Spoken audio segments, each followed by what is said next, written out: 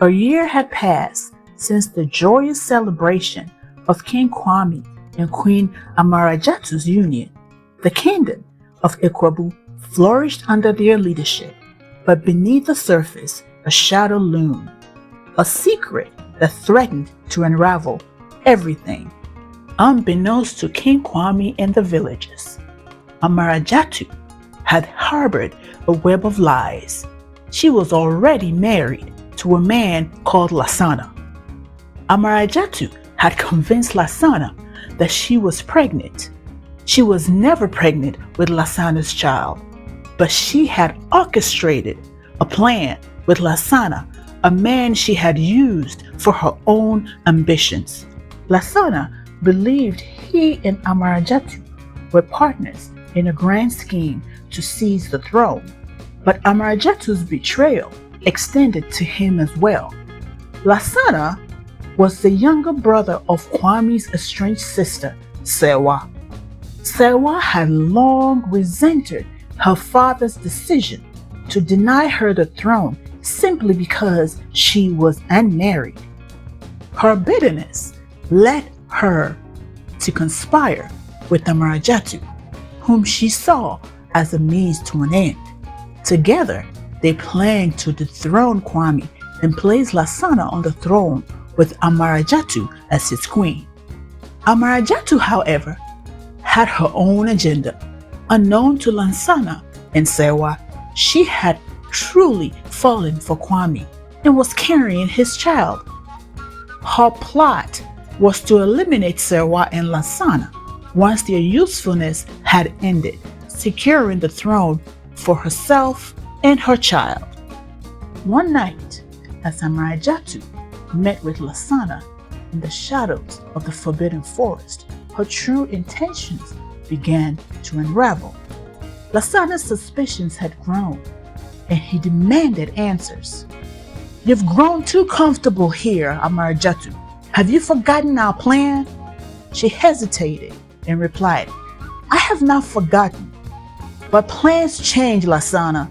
You and Sewa sought to use me, but I am not so easily controlled." Furious, Lasana drew his blade.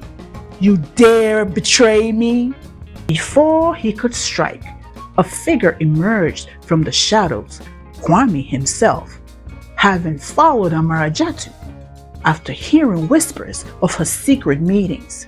"What betrayal is this?" Kwame demanded, his voice filled with a mixture of heartbreak and anger. Amarajatu fell to her knees, tears streaming down her face. "Kwame, I was wrong. I came here with deceit in my heart, but I changed. You changed me. This child is yours, and my loyalty now lies with you." Lasana laughed bitterly. "Do not believe her lies, Kwame. She has played us all." The villagers, drawn by the commotion, gathered around. "What is the meaning of this?"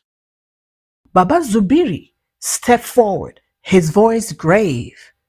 "The truth must come to light, Amarajatu. If you truly seek redemption, you must expose all that you have done."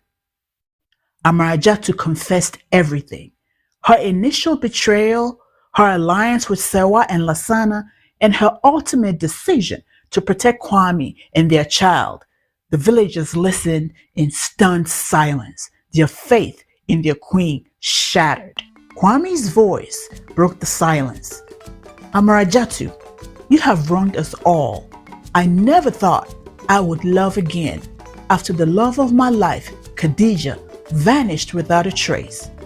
Khadija, Kwame's first love, had been hidden away by Sewa, who sought to keep Kwame from his happiness.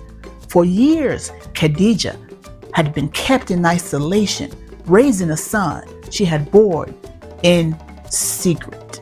"Well," said Lasana, "Sewa, why don't you tell your brother about Khadija and the boy she has been hiding?"